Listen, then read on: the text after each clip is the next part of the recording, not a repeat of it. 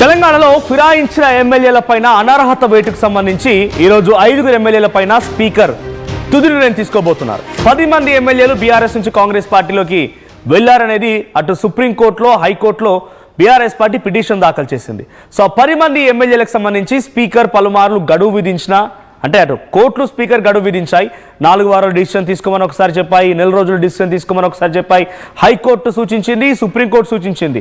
వీటన్నిటిని బేఖాతరు చేయడంతో సుప్రీంకోర్టు చాలా క్లియర్గా 4 వారాల్లో డిసిషన్ తీసుకోకపోతే మీరు సైతం అంటే స్పీకర్ సైతం జైల్లోనే నూతన సంవత్సర వేడుకలు జరుపుకోవాల్సి ఉంటుందనేది స్పీకర్ విషయంలో సుప్రీంకోర్టు జడ్జి మాట్లాడుకొచ్చిన పరిస్థితి. దీంతో రేపు సుప్రీంకోర్టు ఇచ్చిన గడువుకి చివరి తేదీ.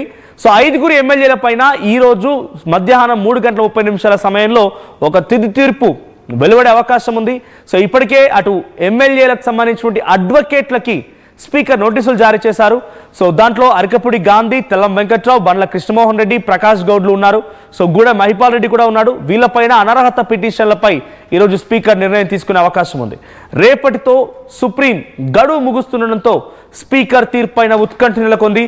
సో ఈ 5లో తెల్లం వెంకట్రావు విజువల్ మనం చూస్తున్నాం, కండువా కప్పుకున్న విజువల్. ఆ తర్వాత దానం నాగేందర్, ఆ తర్వాత అరకపూడి గాంధీ, ప్రకాష్ గౌడ్, తెల్లం వెంకట్రావు, ప్రకాష్ గౌడ్, అరకపూడి గాంధీ అండ్ ఇప్పుడు గూడెం మహిపాల్ రెడ్డి, బండ్ల కృష్ణమోహన్ రెడ్డి.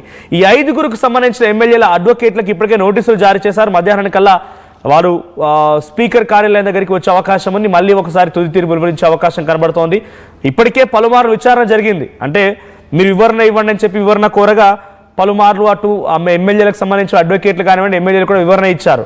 ఏకంగా సుప్రీంకోర్టులో సైతం అఫిడవిట్ దాఖలు చేశారు. బండ్ల కృష్ణమోహన్ రెడ్డి లాంటి వ్యక్తి సుప్రీంకోర్టులో అఫిడవిట్ దాఖలు చేశారు. ఆయన గూడెం మహిపాల్ రెడ్డి అఫిడవిట్ దాఖలు చేశారు. మేము ఏ పార్టీకి వెళ్ళలేదు, మేము బీఆర్ఎస్లోనే ఉన్నామని రకంగా వీరంతా చెప్పుకొచ్చారు. ఏకంగా బండ్ల కృష్ణమోహన్ రెడ్డి అయితే కాంగ్రెస్ పార్టీ ఫ్లెక్సీల్లో తన ఫోటో వేసినా కూడా కేసులు నమోదు చేశారు. ఆయన కంప్లైంట్ ఇచ్చి పోలీసుల చేత కేసులు నమోదు చేయించారు. సో అటువంటి ఒక సిచ్యువేషన్, అంటే కనీసం వాళ్ళు పార్టీ మారారు, కండువాలు కప్పుకున్నారు.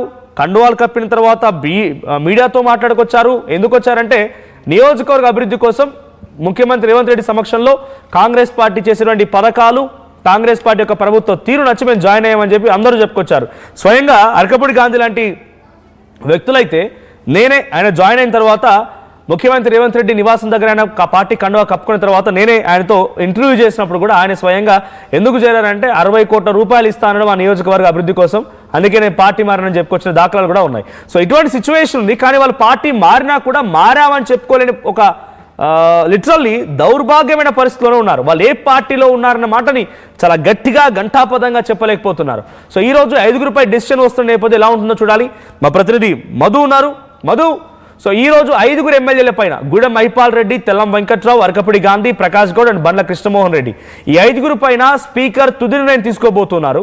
సో స్పీకర్కి సుప్రీంకోర్టు ఇచ్చిన గడువు రేపటితో చివరి తేదీ అన్నట్టు తెలుస్తోంది. సో 10 మంది ఎమ్మెల్యేల పైన ఆయన నిర్ణయం తీసుకోవాల్సి ఉంది. కానీ 5 పైన తీసుకుంటున్నారు. ఏదైనా టెక్నికల్గా అంశాలు ఉన్నాయా? 5 పైన డిసిషన్ తీసుకొని ఇంకో 5 పైన తర్వాత మళ్ళీ తీసుకునే అవకాశం ఉందా?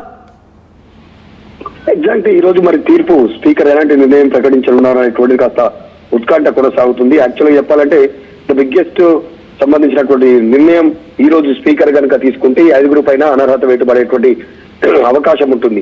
ఈ 5 మంది ఎమ్మెల్యేలు కూడా ఈ రోజు ప్రకటించబోయేటువంటి ఈ 5 మందిలో తెల్లం వెంకట్రావు గాని, ప్రకాష్ గౌడ్ గాని, గూడెం మహిపాల్ రెడ్డి, తర్వాత ఈ ఎమ్మెల్యేలకు అరకపూడి గాంధీ వీరిపైన కనుక నిర్ణయం ప్రకటిస్తే వీరు గతంలో చేసినటువంటి స్టేట్మెంట్ పరిగణలోకి తీసుకుంటే, అంటే పార్టీ మారాము, అభివృద్ధి కోసం మారామనేటువంటి స్టేట్మెంట్ చేశారు వీళ్ళంతా కూడా, బండ్ల కృష్ణమోహన్ రెడ్డి వీళ్ళంతా కూడా. కాబట్టి అసలు చర్చ అయితే కొనసాగుతా ఉంది. ఇక్కడ నుంచి తప్పించుకునేటువంటి ప్రయత్నంలో భాగంగా వాళ్ళు అడ్వకేట్స్ పెట్టుకున్నారు. ఫిరాయింపుకి సంబంధించినటువంటి విషయంలో వాళ్ళు వాదనలు విన్నారు. సుప్రీంకోర్టు గైడ్ లైన్స్ చాలా క్లియర్ గా ఉంది. రేపు తుది సమయం ఇచ్చింది. రేపట్లో ఒక 4 వారాల గడువు కాబట్టి నిర్ణయం తీసుకోవాల్సినటువంటి అనివార్య పరిస్థితి ఉంది. ఇంకా మిగతా వారికి ఇంకా కాస్త సమయం ఎక్స్టెండ్ అయినటువంటి సిచ్యువేషన్ కనిపిస్తా ఉంది. ఒకటి కడియం శ్రీ గారి కానీ, దానం నాగేందర్ కానీ, ఇంకా కొద్దిమంది పార్టీ ఫిరాయింపు ఎమ్మెల్యేల పైన కూడా నిర్ణయం ప్రకటించే అవకాశం ఉంది రేపట్లోగా.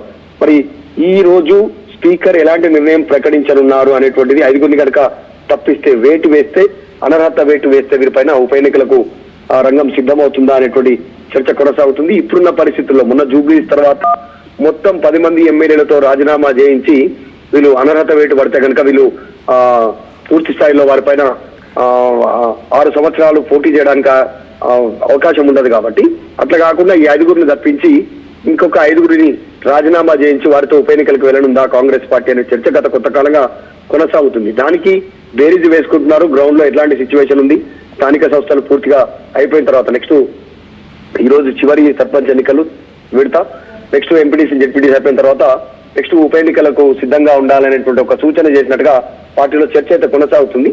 దానికి సుముఖంగా ఉన్నటువంటి వాళ్ళలో పార్టీ ఫిరాయింపులో దానం నాగేందర్ కడియం. కానీ చాలా సార్లు కాంగ్రెస్ పార్టీ నాయకులు కానివ్వండి 1-2 సార్లు ఒక ఇంటర్వ్యూలో లేకపోతే అక్కడక్కడ చిట్చాట్లో కూడా స్పీకర్ మాట్లాడుతూ వారు టెక్నికల్ గా కాంగ్రెస్ పార్టీలో లేరు, బీఆర్ఎస్ పార్టీతోనే ఉన్నారు ఈ మాట చెప్పుకొచ్చారు. సో ఇప్పుడు టెక్నికల్ ఆస్పెక్ట్స్ లోనే కదా స్పీకర్ నిర్ణయం తీసుకునేది. సో ఈ టెక్నికల్ ఆస్పెక్ట్స్ కనుక ఆయన పరిగణలోకి తీసుకొని ఆయన డిసిషన్ ఆల్రెడీ చిట్చాట్లో ఒక ఇంటర్వ్యూలో చెప్పినప్పుడు ఆ మాటల్ని మళ్ళీ రిపీట్ చేస్తే ఐదుగురు సేఫేనా, ఐదుగురు సేఫ్ జోన్ లో ఉన్నట్టేనా? అంటే ఒకటి మొన్న రీసెంట్ గా పశ్చిమ బెంగాల్లో ఘటనకు సంబంధించి ఈ ఐదుగురు ఎమ్మెల్యేల పేర్లు ఏదైతే చర్చ జరుగుతుందో ఐదుగురులో అరికపూడి గాంధీ సిచ్యువేషన్ సేమ్ ముకుల్ రాయ్ పశ్చిమ బెంగాల్లో ఘటన హైకోర్టు ఇచ్చినటువంటి తీర్పును పోలి ఉంది.